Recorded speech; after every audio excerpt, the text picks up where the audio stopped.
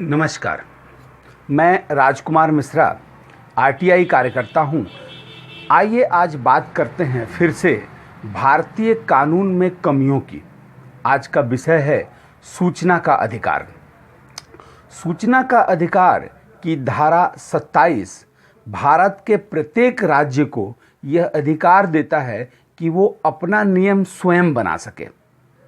इस अधिनियम की धारा 24 कुछ संगठनों को सूचना का अधिकार से बाहर करता है, अर्थात ये संगठन सूचना के अधिकार से मुक्त रहेंगे।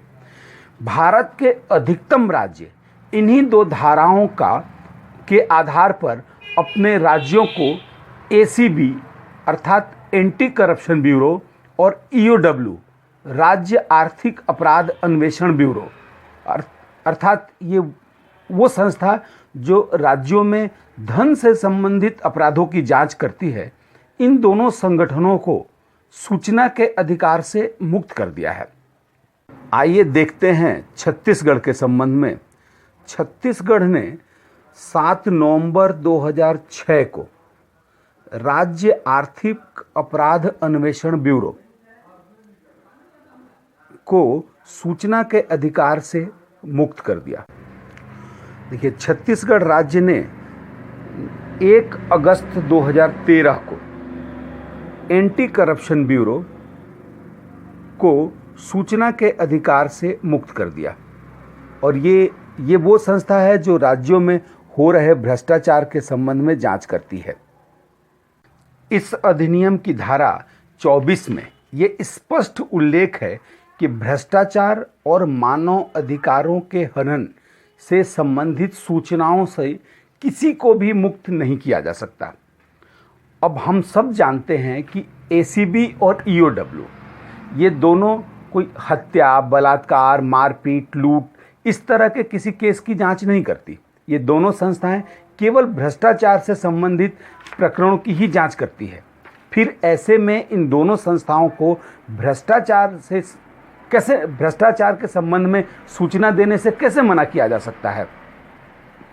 और इस अधिनियम की धारा 10 का मैं विशेष रूप से उल्लेख करना चाहूँगा कि ये धारा 10 इस अधिनियम का कहना है कि जो जानकारी छूट के अंतर्गत आता है उसको छोड़ के बाकी जानकारी सूचना के अधिकार में देना अनिवार्य है।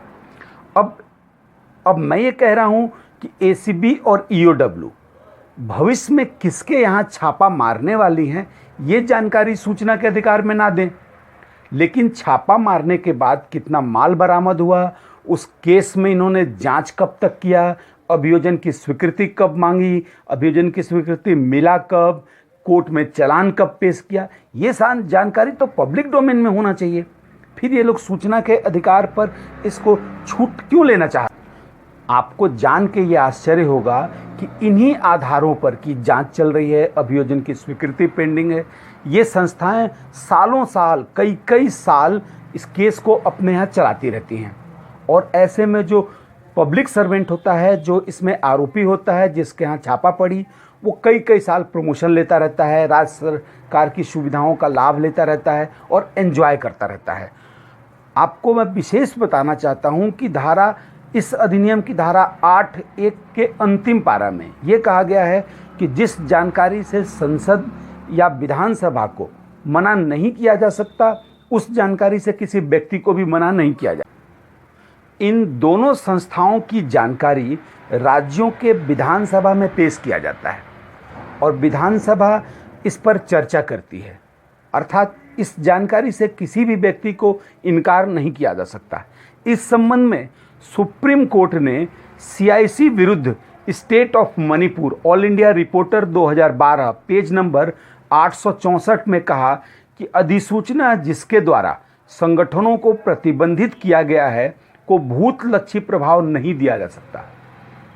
आप जान के आश्चर्य करेंगे कि भ्रष्टाचार वाले मामलों में सूचना देने से सीबीआई को भी मना नहीं किया जा सकता। सीबीआई भी इस पर सूचना देगी, लेकिन राज्यों ने अपने लाभ के लिए इसका इस तरह से दुरुपयोग किया है। राज्यों को इस संबंध में चाहिए कि वो पारदर्शी शासन अपनाएं और अधिकारी संविधान की जो शपथ लिए हैं उसको पूरा करें। और सूचना के अधिकार पर आसानी से सूचनाएं उपलब्ध कराएं।